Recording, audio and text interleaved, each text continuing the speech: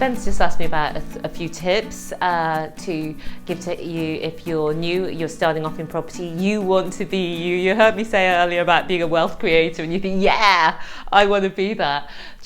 I think my first tip is make sure that you have that spark.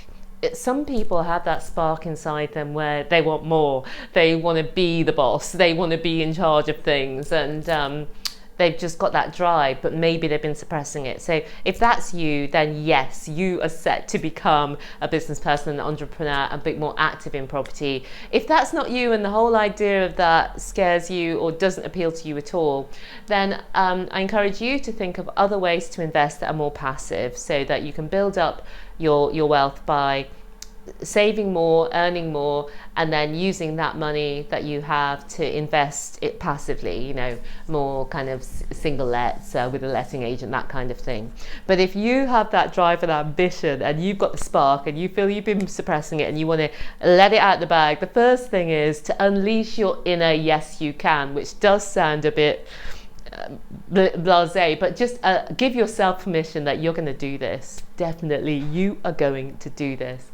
And the first part of that is, obviously the first step is learning about what the options are, what you can do, and then the second step is taking action. And it's really important to move swiftly from learning to taking action, because you only get the results from taking the action.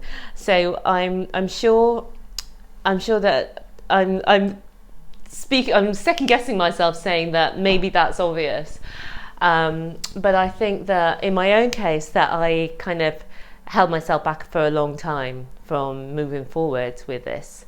And you know, I only started the HMO Heaven business when I was 45, and you know, I think I've had that spark for a long time, but I was suppressing it, thinking, you know, this business is not for me. So that's the first step. I encourage you just to step out and say, yeah, this is for me. I'm showing up, I'm learning, and then I'm taking the action, I'm failing, I'm taking the action, I'm failing, I'm taking the action, then I'm winning.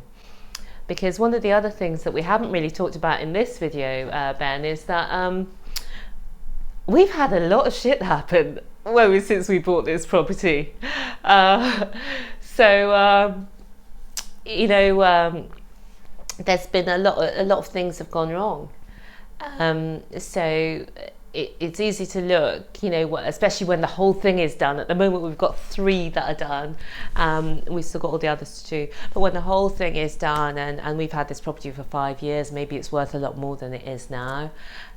People will be looking and saying, oh, well, it's all right for you because you've got so much experience and you've got these big properties and other properties, and so it's okay for you. But what they forget is that, yeah, that's all true, but it's also true that, you know, in 2014 I was working in a minimum wage job, and that's what I thought that my life was at that time.